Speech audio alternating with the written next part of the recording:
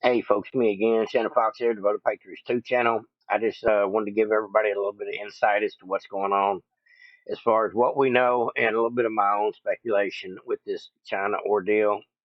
Having this balloon spy satellite floating or spy balloon floating over our countryside. I've seen the map and it shows it comes from China all the way up and over Alaska and over Canada and down through Canada into Montana and into the United States. And it looks like it's literally going to float all the way across the map. That is what they're saying. There's been a spokesman for the military step in at the White House this morning and speak about it as well. He didn't really have a whole lot to say. They are under the presumption now that this thing is remote controlled or can be controlled from, I'm guessing, China or somewhere. Some of the media is not saying anything about it, and some of the media, like Newsmax, are discussing all the possibilities of what it could be. I've got a video clip for you here at the end of this video with Matt Gaetz and Steve Bannon weighing in on a few things we haven't thought of about this yet. First thing I think of is if we floated a balloon over China, how long would they debate whether to shoot it down? That's my first question.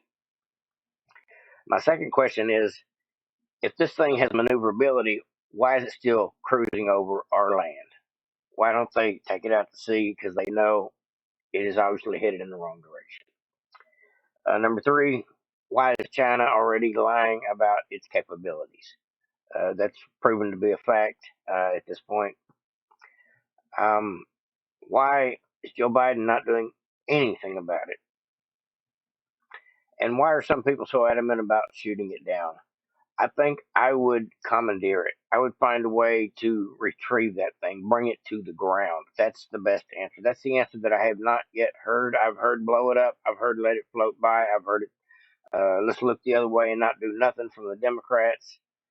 The spokesman said, if you're worried about what it is, go outside and look up in the sky, and you may see it. That was the extent of our military advisors' uh, response on so many levels. Let me go ahead and read you. There's a couple of articles here on the Gateway Pundit discussing some of the highlights of what is going on with this thing.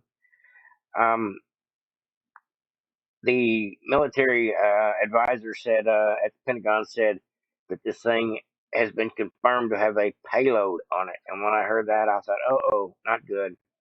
You may have heard that too on the news. The word payload, I looked it up, and it can mean as something as simple as a basket for the hardware, or like a hot air balloon basket to be the payload, something that holds other materials other than the balloon itself. Um, or it can also mean a warhead, and that was my first interpretation. But at any rate, he just left it vague.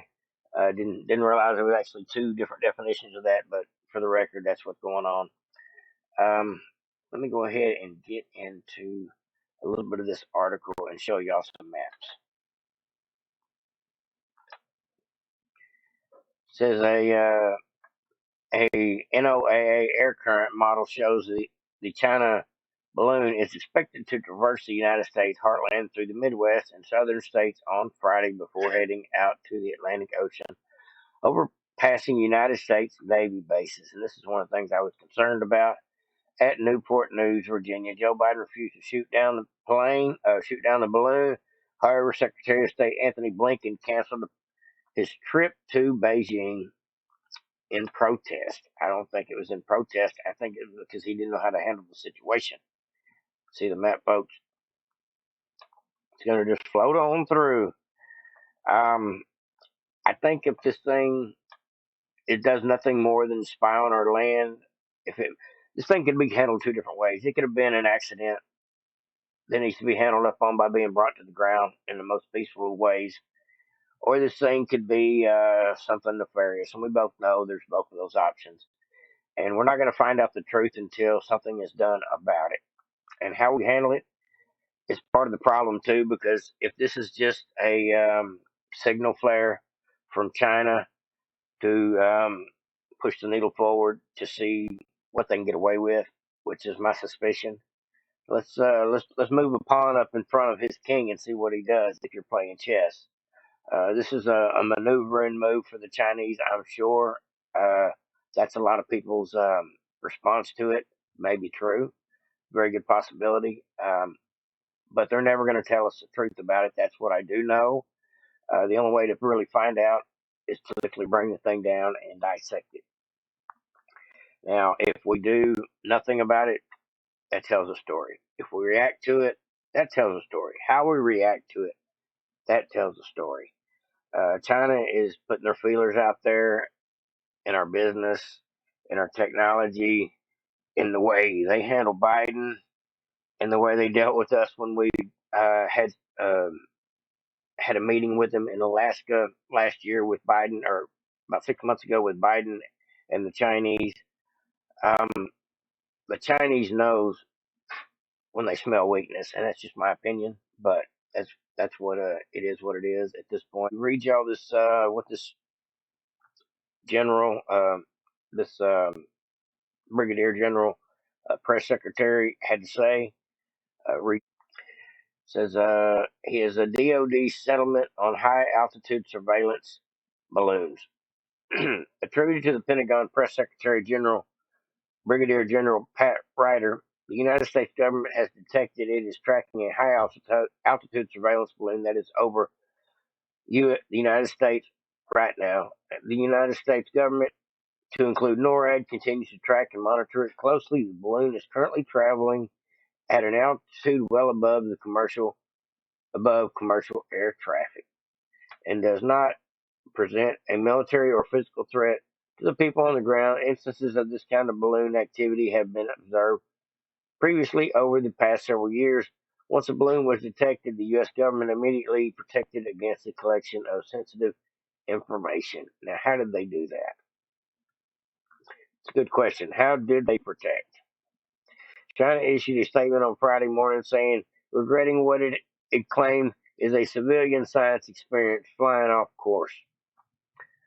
Mm-hmm. And Pentagon spokesman, Air Force Brigadier General, said Friday briefing around noon the balloon was flying over the center of the United States at an elevation of about 60,000 feet. The spokesman said the balloon has changed course, showing that it is maneuverable, but declines to say whether China is controlling the balloon's movements. It sounds like I see nothing. In regards to our announcement last night regarding the high altitude surveillance balloon, I'm not going to have much new information to provide other than to say that the North American Aerospace Defense Command continues to monitor it closely. While we won't get into specifics in regards to the exact location, I can tell you that the balloon continues to move eastward and is currently over the center of the continental United States. Again, we currently assess that the balloon does not present a military or physical threat to people on the ground at this time, and we'll continue to continue to monitor and review options. Wow.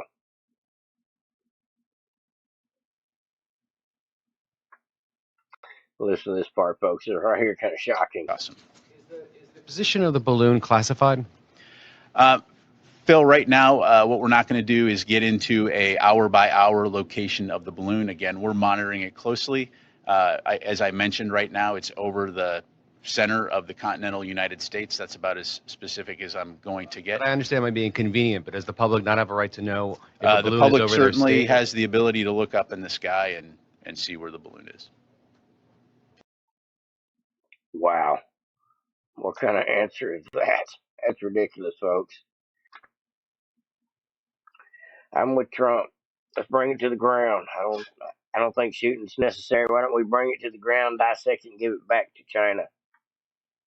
Tell them don't do it again.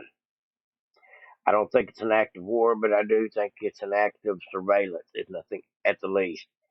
And Joe Biden's reaction to it was burning off. He literally run up out the room again.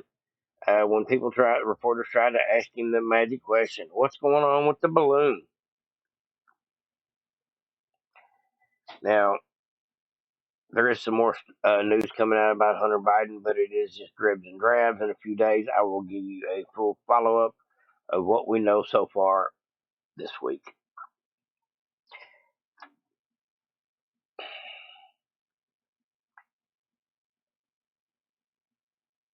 Now I've got a video as well of Matt Gaetz on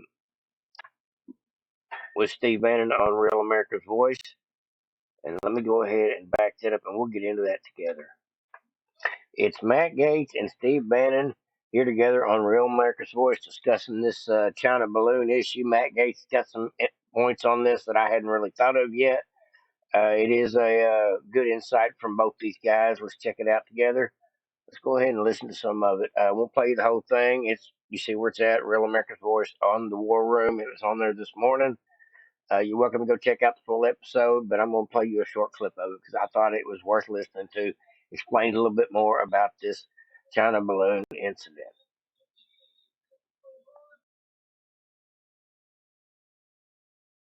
2023 in Beijing. They are belly laughing. They're mocking us right here. A headline in today's Financial Times of London, right? We always go to The Economist and the Financial Times for the real news. Blinken to meet Xi during landmark China visit in sign of thawing relations. That didn't age very well, did it? We've asked Congressman Matt Gaetz, who's one of the smartest people I know on national security and armed services, to join us here. We got a lot to go through today. Congressman Gaetz, give us your assessment of this situation over the skies of the great state of Montana.